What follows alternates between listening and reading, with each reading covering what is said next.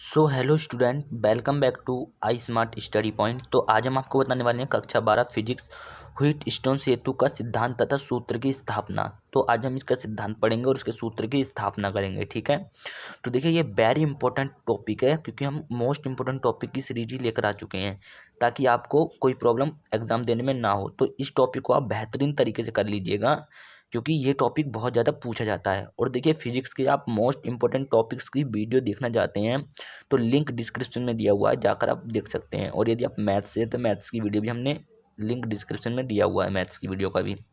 तो यदि आप हमारे चैनल पर नए हो तो चैनल को सब्सक्राइब कर लीजिए क्योंकि ऐसे ही वीडियो हम लगातार अपने चैनल पर अपलोड करते रहते हैं।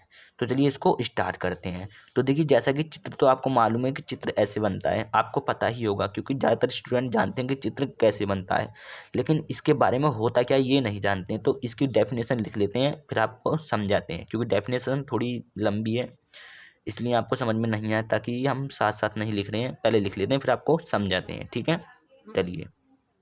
तो देखिए हमने इसकी डेफिनेशन लिख ली है, उससे पहले हम इसका सिद्धांत बता देते हैं कि सिद्धांत क्या है।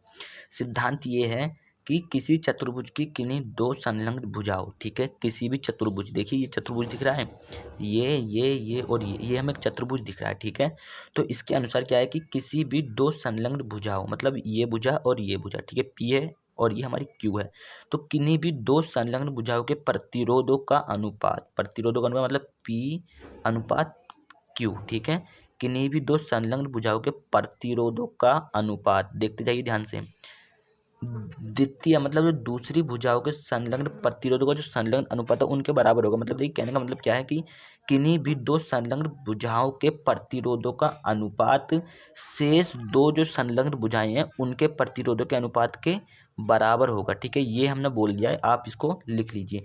तो यही फॉर्मूला हमें सिद्ध करना है। ठीक है, तो चलिए अब इसकी डेफिनेशन देख लेते हैं। तो देखिए जो इस टोटल चित्र में हुआ है वही यहाँ पे हमने लिख दिया है। क्या करना है, कुछ नहीं, सिंपल है। देखिए जब पिलक कुंजी K1 को दबाते हैं, तो पिलक कुंजी K1 ये है, खुली कुंजी बोलते हैं इसे, K1 को दबाते हैं, ठीक है, तो सेल ई से धारा I प्रवाहित होती है। ये सेल ई है, इससे धारा I प्रवाहित होने लगेगी जब हम कुंजी को दबा देंगे। ठीक है, बिंदु ए पर I1 तो प्रवाहित होती है, जो बिंदु ए पर, मतलब ये जो धारा है बिंदु ए पर, बिंदु ए कहाँ, यहाँ पर I1 तथा I2 में विभाजित हो जाती है। I1 में इधर गई, I2 में इधर गई, तो विभाजित ये हो जाती है। धारा I1 भुजा AB तथा धारा I2 भुजा AD में प्रवाहित होती है। तो धारा I1 AB भुजा में तथा धारा I2 AD भुजा में प्रवाहित होगी। ठीक है, अब देखिए यहाँ तक समझ में आ चुका होगा बहुत अच्छी तरीके से। अब देखिए अब प्रतिरोध PQRS को इस प्रकार संयोजित करते हैं। ठीक है, PQRS इसको इस प्रकार संयोजित करते हैं कि कुंजी K2 को दबाने से, कुंजी क्या है K2 ये है, ध्यान देखिए कुंजी K2 ये है, इसको दबाने से धारामापी G में कोई विक्षेप ना हो। ये धारामापी दिख रहा है हमें G, ठीक है, इसमें कोई भी विक्षेप ना हो। तो यही वो बोल रहा है हमसे, बहुत सिंपल है। देखिए कुंजी K2 को दबाएंगे तो धारामापी में कोई भी विक्षेप ना हो। यहाँ तक हमारा हो चुका है। इस स्थिति में विकर्ण BD में कोई धारा प्रवाहित नहीं होगी। ठीक है, इस स्थिति में विकर्ण BD में कोई धारा प्रवाहित नहीं होगी। तो जब इसमें कोई भी विक्षेप ना होगा, BD में हमारा जो विकर्ण दिख रहा है ये BD, इसमें कोई विक्षेप ना होगा तो इसमें कोई धारा भी प्रवाहित नहीं होगी, जाहिर सी बात है, धारा प्रवाहित नहीं होगी। अतः भुजा BC में वही धारा I1। तो देखिए भुजा BC कहाँ है, भुजा BC ये दिख रही है, जब इसमें धारा नहीं बहेगी तो भुजा BC में I1 धारा ही तो बहेगी और भुजा BD में धारा वही बहेगी। तो भुजा BD जो है उसमें भी हमारी I2 धारा बहेगी, क्योंकि कोई परिवर्तन नहीं हो रहा धारा मापी में, और इस विकर्ण में कोई भी धारा नहीं बह रही, तो इसमें भी I1 बहेगी और इसमें भी I2 बहेगी, क्योंकि ये ऐसे निकल जाएगी और ये ऐसे निकल जाएगी। ठीक है, समझ में आ चुका होगा। जब कोई धारा नहीं बहेगी तो विकर्ण BD में विभवांतर क्या होगा, शून्य होगा। इतना आप समझ चुके होंगे। तो चलिए अब हम फॉर्मूला प्रूफ करते हैं। ठीक है, तो स्थापना करते हैं अब, सूत्र की स्थापना। ठीक है, सूत्र की स्थापना। ठीक है, बहुत सिंपल है।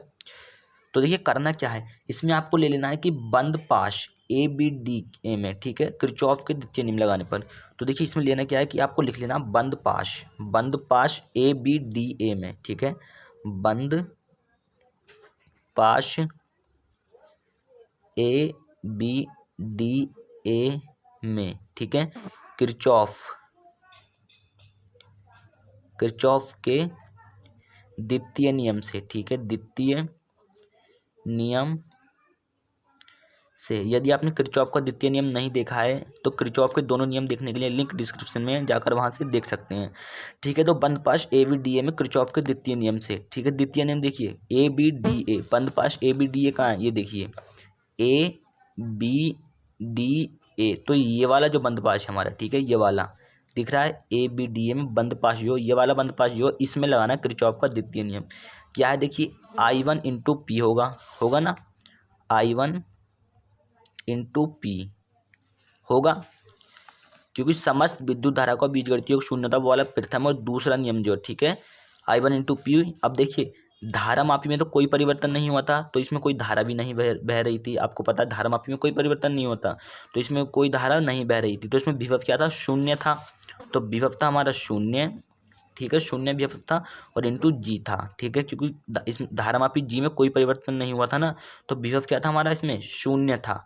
और माइनस, अब देखिए जब ये I1 इंटू पी हो गया, अब धारामापी में कोई परिवर्तन नहीं होता तो शून्य था, और अब ये इससे बाहर निकल गई तो ये माइनस में चली जाएगी। किरचॉफ के द्वितीय नियम से अगर नहीं देखा तो एक बार द्वितीय नियम देख लीजिएगा, समझ में आ जाएगा। ठीक है, तो माइनस आई, देखिए minus I2 into are, clear है, समझ में आ चुका होगा।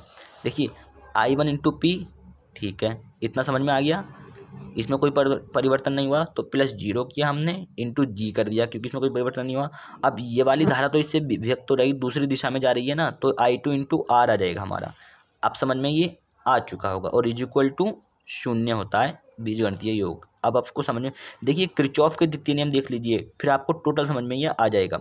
अब देखिए इसको सॉल्व कर दीजिए, ये हो जाएगा I1 पी, अभी तो शून्य हो जाएगा टोटल, माइनस I2 आर, देखिए ये तो जीरो हो जाएगा ना, तो जीरो जोड़ो या घटाओ कोई फर्क नहीं पड़ने वाला, इज इक्वल टू जीरो। इसको मान लीजिए आप समीकरण 1।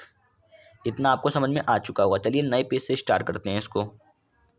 अब आपको लिखना है इसी प्रकार, ठीक है, इसी प्रकार बंद पाश, किसमें, बंद पाश बी सी डी भी, ठीक है, बी सी डी भी में किरचॉफ का द्वितीय नियम लगाना है, इसमें भी किरचॉफ का द्वितीय नियम से। ठीक है, देखिए यदि आपने किरचॉफ का द्वितीय नियम नहीं देखा तो आपको ये समझ में नहीं आएगा, क्योंकि आप किरचॉफ के द्वितीय नियम पहले देख लीजिए, फिर आपको समझ में आ जाएगा। चलिए इसको अब बताते हैं कैसे। जैसे हमने इसमें कहा था कि I1 into P plus zero आएगा इंटू जी आएगा, ठीक है, और ये इससे विभक्त हो जाएगा, तो I2 माइनस आर हमारा ये हो जाएगा, क्लियर। अब इसी प्रकार हमें बी सी डी भी में लेना है, ठीक है, बी सी डी भी में, पहले इसमें लिया था हमने, अब लेना है हमें इस वाले में। तो इसमें क्या लेंगे, देखिए अब देखिए बंद पास बी सी डी बी में क्या होगा, देख हमें बार बार पेज पलटना पड़ रहा है इसलिए दिक्कत हो रही है। क्या था, देखिए बी सी डी बी में क्या था, I1 इंटू क्यू, क्यू था हमारा, I1 इंटू क्यू था ना, और क्या था, क्योंकि धारा मापी में तो कोई परिवर्तन, ध्यान रखिएगा धारा मापी में हमारा कोई परिवर्तन नहीं हुआ था, ठीक है, तो माइनस I2 इंटू एस आएगा और प्लस जीरो इंटू जी आ जाएगा। अब इज इक्वल टू शून्य, इसको समझा देते हैं, देखिए कैसे, I1 into Q, I2 into S plus zero into G, इसे समझाते हैं कैसे आया। तो देखिए यही तो था, I1 into Q minus I2 into S plus zero into G. देखिए अब हमने लिया इस वाले में, ध्यान देखिए इस वाले में, ठीक है, तो I1 इंटू क्यू हमने पहले ये लिया था, तो अब आएगा I1 into Q minus I2 into S minus I2 into S plus zero into G, क्योंकि इसमें तो कोई परिवर्तन नहीं हुआ था ना, ये तो शून्य ही रहेगा, तो इसमें कोई परिवर्तन हमारा नहीं हुआ था, तो plus zero into g is equal to शून्य। इतना आपको समझ में आ गया होगा अब हमारे हिसाब से, ठीक है। तो चलिए इसको सॉल्व कर देते हैं आगे चल के। तो देखिए इसको सॉल्व करके कितना आएगा, देखिए I1 into Q minus I2 into S, ये तो जीरो रहेगा तो बराबर जीरो टोटल हो जाएगा, तो ये रहेगा हमारा समीकरण 2, क्योंकि ये तो टोटल जीरो हो जाएगा। अब देखिए समीकरण 1 क्या थी, समीकरण 1 थी हमारी I1 P minus I2 into are, मतलब जो भी हो, समीकरण 2 ये थी बराबर जीरो, ठीक है। अब ये थी हमारी टोटल। अब आपको करना क्या है, देखिए करना कुछ नहीं है, इसमें दे दीजिए आप समीकरण 2, ये समीकरण 1 थी ना, ये समीकरण 2 थी, अब समीकरण 1 में समीकरण 2 की भाग दे दीजिए, बस क्या करना है, समीकरण 1 में 2 से भाग पूरा लिख लीजिएगा। तो समीकरण 1 क्या है, समीकरण 1 में देनी है तो I1 into P minus I2 into R, यही तो है। अब देखिए अपॉन बराबर 0 है, upon I1 into Q minus I2 into S बराबर 0। समीकरण एक ही है, समीकरण 2 है, तो हमने भाग के रूप में लिख लिया है। तो देखिए I1 से I1 कैंसिल हो जाएगा और I2 से I2 कैंसिल हो जाएगा, बराबर बचेगा 0। तो क्या बचा, P upon Q minus R upon S is equal to 0, यही तो बचा। ठीक है, ये देखिए माइनस में तो यही बचा हमारा, तो इसको भेज दीजिए आप इस साइड में, तो ये बचेगा P upon Q is equal to R upon S. तो देखिए ये हमने जाहिर सी बात है सॉल्व कर दिया है, बहुत सिंपल तरीके से आपको समझ में आ चुका होगा। तो गाइस यही उम्मीद करता हूँ कि वीडियो पसंद आया होगा, और वीडियो पसंद आया तो एक लाइक कर दीजिएगा, और चैनल पर नए हो तो चैनल को सब्सक्राइब कर दीजिएगा। तो चलिए मिलते हैं किसी ऐसे ही मोस्ट इंपॉर्टेंट टॉपिक के साथ। और हाँ, यदि आप फिजिक्स के वीडियो देखना चाहते हो तो लिंक डिस्क्रिप्शन में है। चलिए मिलते हैं नेक्स्ट वीडियो में, तब तक के लिए जय हिंद, वंदे मातरम।